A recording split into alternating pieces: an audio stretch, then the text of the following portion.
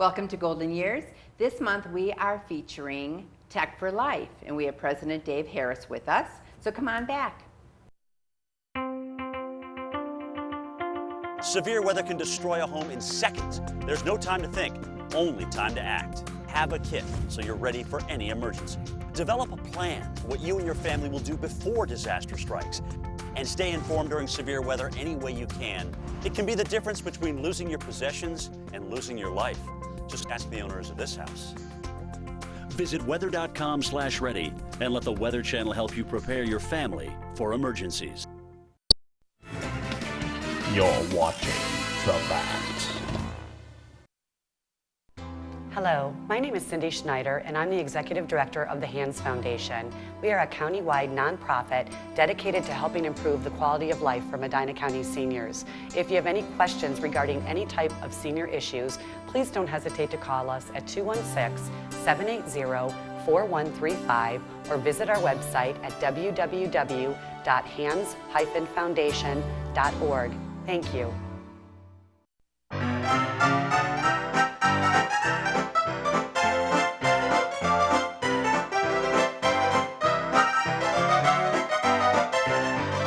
Welcome, Dave. Thank you for joining us on Golden Years. Thank you, Lori. It's a pleasure to be here with you.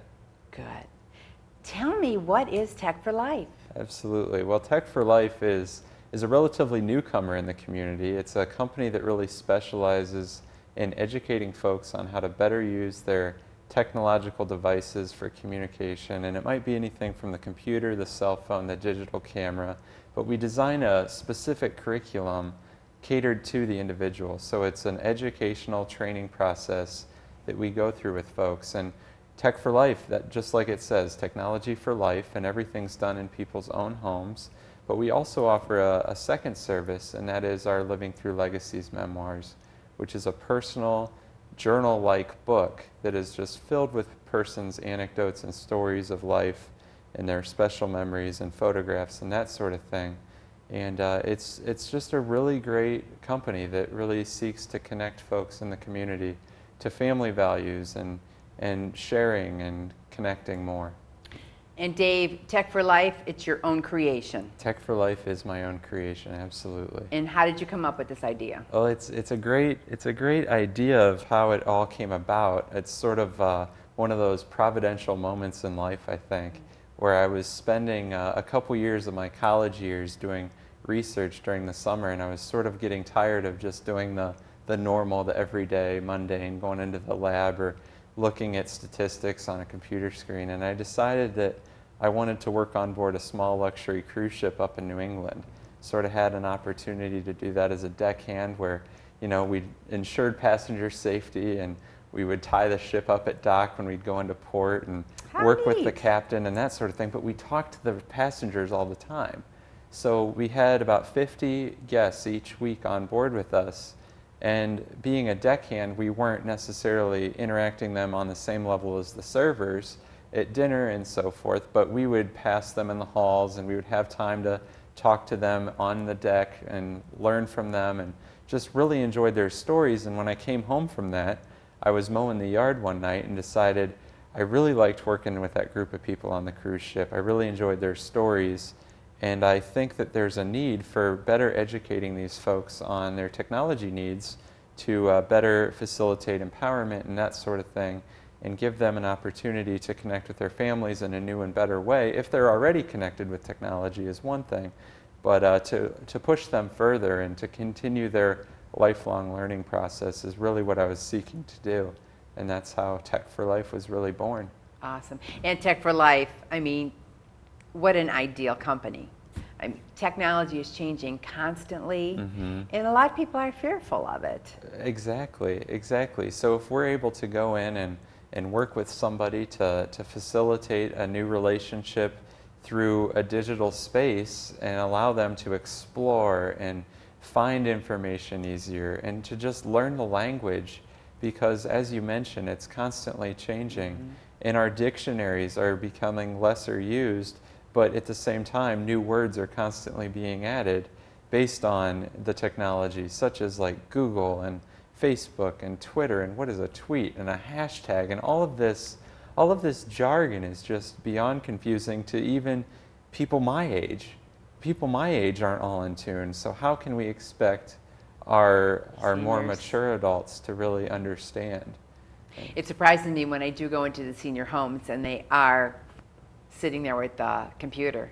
I mean, good for them. Yes, it is, and it's great that we have that. But sometimes I've gone into places like you're mentioning, and they're just unused. So these homes are paying for a connection, but the folks aren't using them to the best that they could be. So if we could work with them on having fun with this Oh, yeah. technology, Not to because have it fears. is, it's really, it can be so much fun to go on and look at pictures of the grandkids or great grandkids, or maybe a friend just took a trip somewhere and they want to get on and find that, or maybe they enjoy cooking and maybe finding a new recipe, or of course playing cards is always Yeah, nice.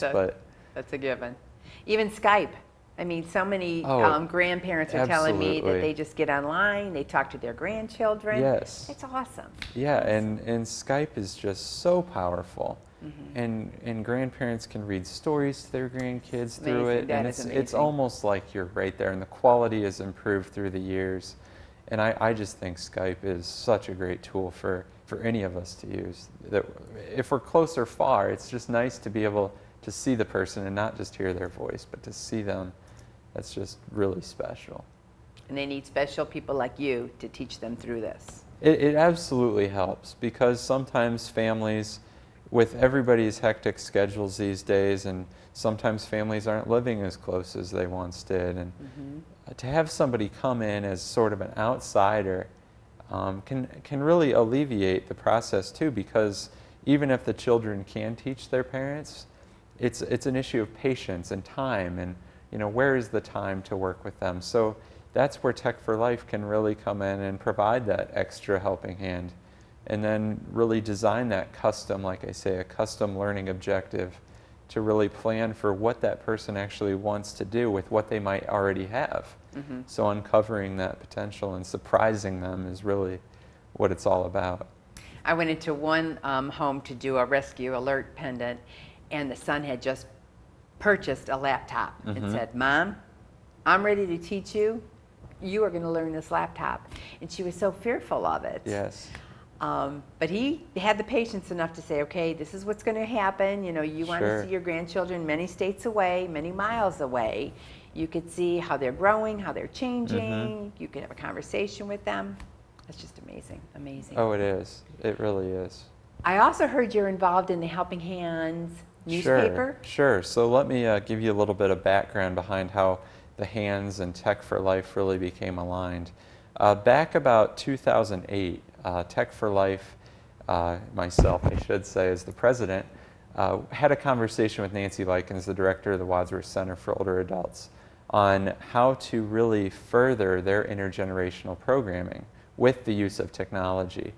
And Nancy wanted to do focus groups around how seniors use their technology that they might already have, or if they have fears of it, and what we can do to really facilitate a higher level of learning, because people were getting bored with the old classes that they hosted at the high school, where they really just taught the basics and how to click around on the mouse and navigating the start menu and the contents of the My Computer folder. So Nancy and I had this conversation about focus groups, and being a student at Case Western and having the training sort of in social work and group management and that sort of thing, I was able to plan for focus groups, which we actually just had a few months ago, and analyzing the data and putting out a really great report for the community. But having that conversation, Nancy Likens was really concerned about linking the students with the seniors and having relationships better cultivated and developed. So I told Nancy, I said, I really think what we need to do is do legacies. And what Nancy said was, well, oh my gosh, that is such a fantastic idea. What do you mean? And I said, we'll do oral history interviews with the students. We will then collect photographs from the families, and we'll put these in hardbound book forms using the technology that we have available to us. And we wrote grant proposals together, and lo and behold, we, about a year and a half in process. I've had 19 interns, students from the high school in Wadsworth work with me to do books for folks in the community, free of charge to those families because of the funding that Nancy and I received to do the program. And it's just been a tremendous success. We had a lottery, and the Hands Foundation was one of the supporters and sponsors behind this program. So in doing so, we've collected, like I say, 21 people's memoirs. And the Hands Foundation has now asked me, can we put different excerpts in the paper? And that's really what we're doing, and it's always exciting to have a new issue of the paper come out with one of the stories that we do. So in retrospect, Tech for Life is on one side of the coin teaching all the new tools with the digital technology, but on the other side of the coin we're sort of promoting old media and books and that sort of thing. So it's really an exciting linkage of our tools that we have available as well as our generations together. Okay, so Mrs. Jones has a box of old photos. Yes. Okay, does she just hand them to you? Mrs. Jones could absolutely hand them to me. What I would prefer to do is have Mrs. Jones do the life history interview first, and then once we do that, then we can sort of sort through the pictures and find out maybe if different blanks were left in the storyline, or if certain pictures obviously relate to the storyline, and then we can sift through and we can do that together. So you guide her along? Yes. Oh, absolutely. Okay. This is really, that's why Tech for Life I think is also so special, because everything we do is highly personalized. It's about making sure that the needs of our customers and our clients and the families that are associated, everybody's needs are met on a level that is so comfortable, and it's really like we talk about it is a relationship, and it's an investment for families to do this, and we just want to make it as easy as possible for them to then have such a beautiful gift at the end of it. Oh, sure, because you just pick it up and you just read through it and Oh, you yeah. think, oh, I remember this, and this is good to know, and just everyday things that happen in their life you don't Yes. think about, or maybe as a sibling you don't remember. Right. So right. it's nice to have their history in a book. Oh, it is. And families often say that these books even have stories that no one's even ever heard before. I So bet. then you hear families say, oh my gosh, thank you. You know, this is sort of the therapy that they never got and that sort of thing. But it isn't necessarily been proven to be therapeutic, but there are different elements of the life review process that are absolutely grounded in some of our psychological theories and that sort. Okay, so you have this box of pictures. Yes. You tell the story with the help of the customer, Yes. client. Yes. What kind of window of time does it take? Sure. So we try and do our history interviews after we sit down with the person we do an hour planning consult. And in that planning hour, we really decide exactly what subject areas we're going to dive into, because everybody has such a unique life experience amongst our shared experiences and the history that we live through in our world and in our place and that sort.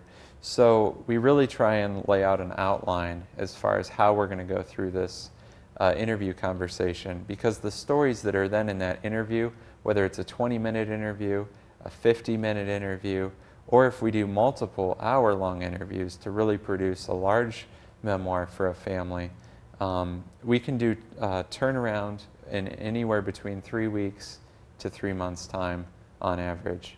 So it's a very, I guess, it's a quick process in a way. So this is something that can aid families in different situations. If they need a gift for a special occasion coming up, if we can have a 3-month window, then I think we could probably get something done. Wonderful Some projects, keepsake. on the other hand, do take longer. Some do take 6 months, up to a year. But we try and do everything, fitting, the timetable of the customer. We don't want to rush them. We want to make sure that they're comfortable. Because then once we do all the conversations and put them together in this format, we then present it for an edit, and then they go through and make any Oh, okay. necessary changes. So it's not like the newspaper where it just goes out and that's it. This is again very, because it's going to be for them forever, and to pass down, and we want it to be accurate to their take. We don't necessarily gauge it for accuracy on a level of, you know, history and that sort of thing. And it's not necessarily genealogical either. That's often a misconception. It's really about the threads and the stories that we've all had in our lifetime. It's not about, wow, your great-great-great-great-grandfather was this person. Maybe if somebody wants to tell that story, that's great. And we can, of course, include a family tree. But again, it's definitely more about that individual's process and what they've gone through in time. Okay, Dave, we're going to take a quick Sure, break, and then sure. we're going to come back, and you're going to tell us what else Tech for Life has to offer. Great. Thank you, Lori.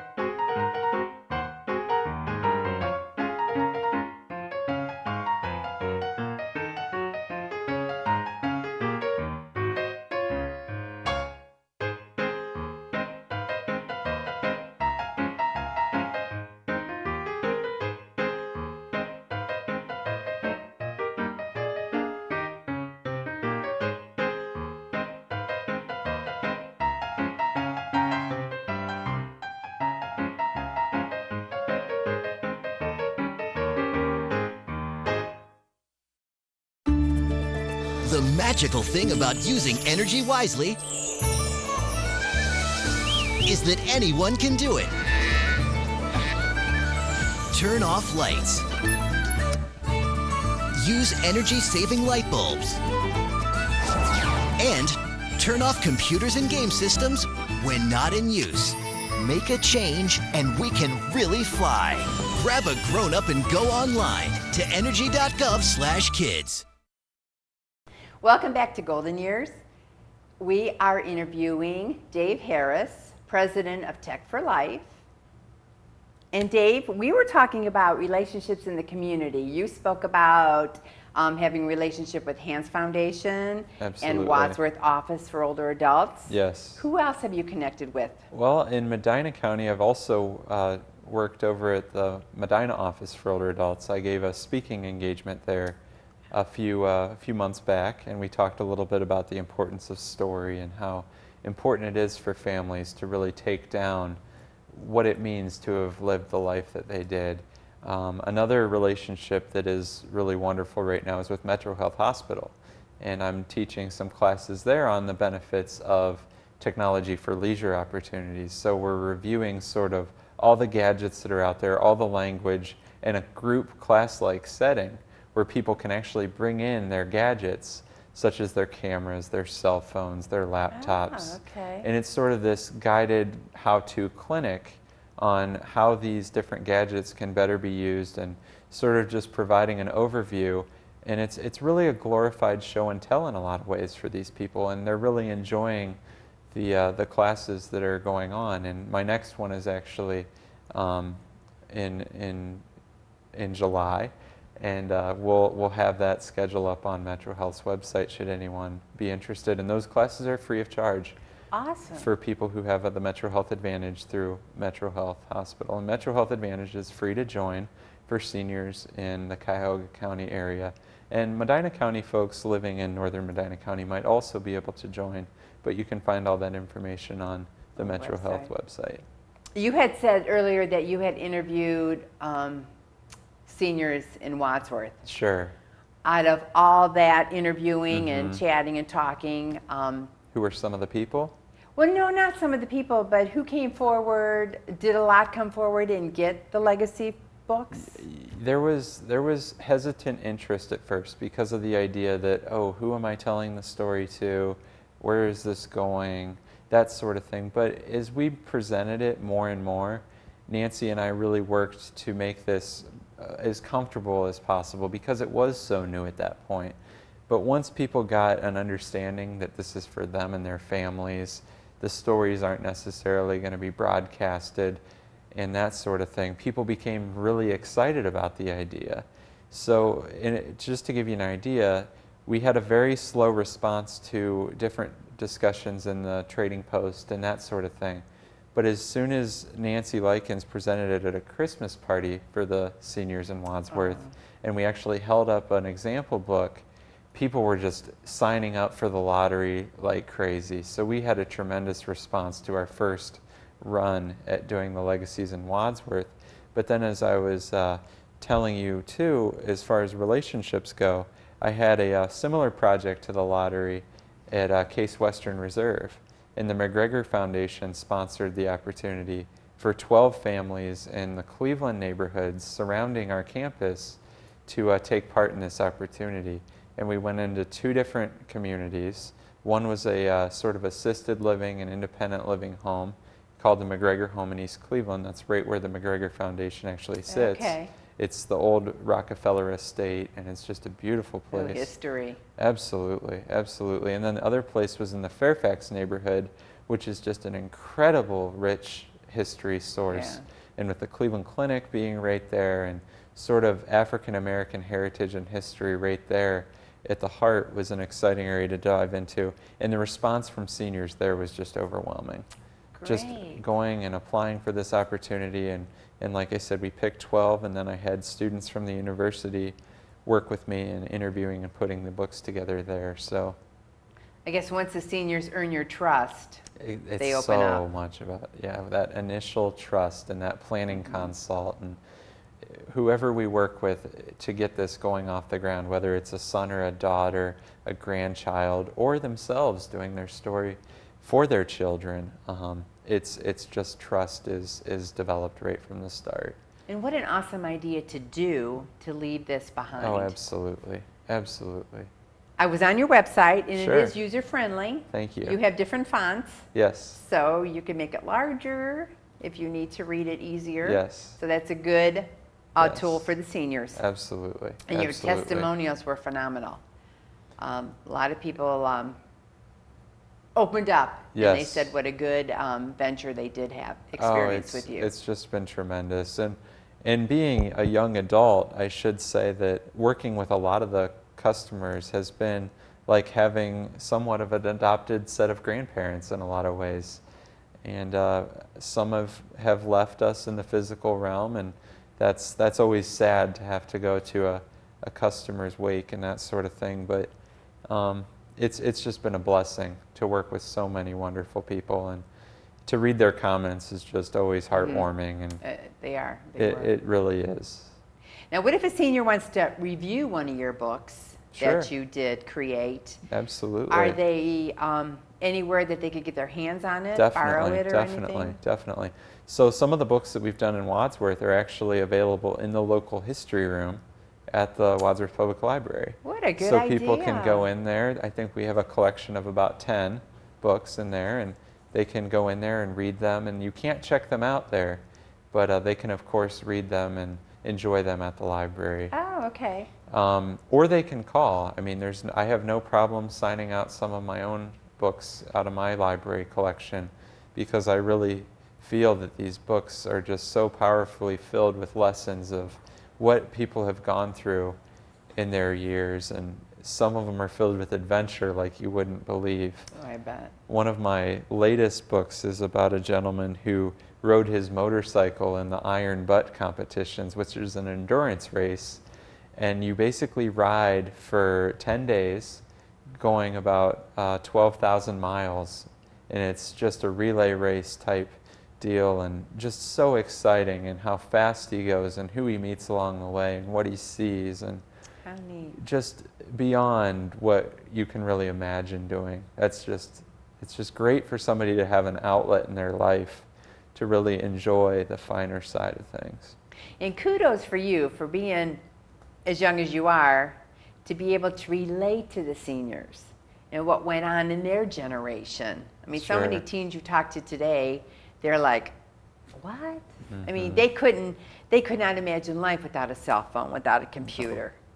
Things didn't happen as fast as they do now. It was the norm for waiting a few days for a response to come back from a friend, or writing letters, or talking on the phone wasn't free. It was expensive, and sending a letter was a lot cheaper. And the stories of how people courted one another and dated, and where they went on dates, and just the simpler side of life, and being together, and how being together is valued, and staying together too. So there's so many lessons that we can all learn from our older folks that aren't necessarily talked about in any textbook out there.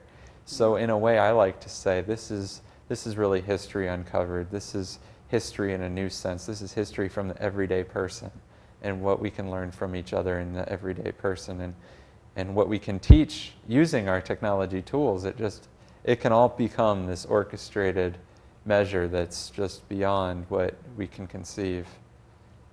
And family history Yes, is just priceless. yes. And to have that forever, to have it on a coffee table now, but to have it go down the generations, and for the great-great-great-grandchildren to someday uncover this.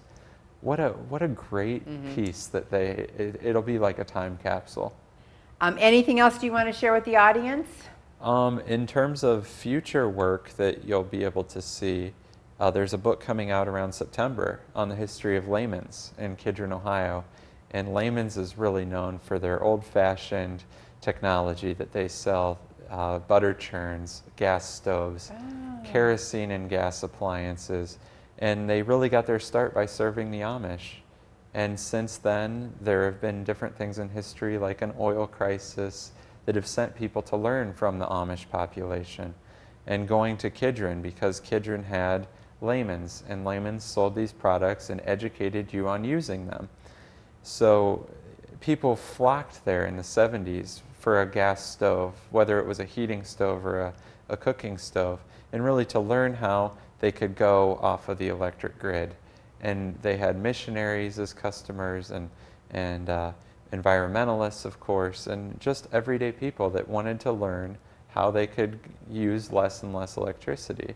And now today, they sell more goods to non-Amish than they do the Amish people. And they do that through a catalog and a website. And it's just a really great story about a great Mennonite family who really reached out and continues to reach out to the community, and really providing resources that are just incredible to really see and touch. And that story, again, is coming out in September, so everybody will be able to see that one. And you'll probably have a blurb about it on your website. Oh, absolutely. Yep, for sure. Good.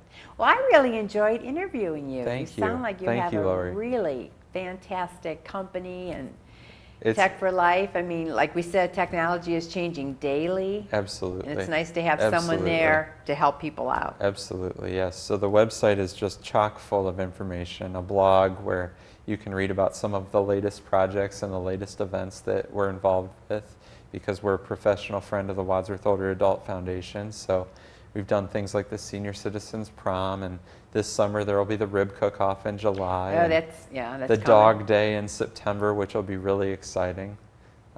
Dick Goddard will actually be present at that event, so we're really excited for that. And it's just really a great community we have here in Medina County. Dave, thanks for joining us Thank this you, month. Lori. You have a great company and a great concept. Good Thank luck to you. Thank you. And thanks for joining us this month on Golden Years, and we'll see you next month. Have a good month.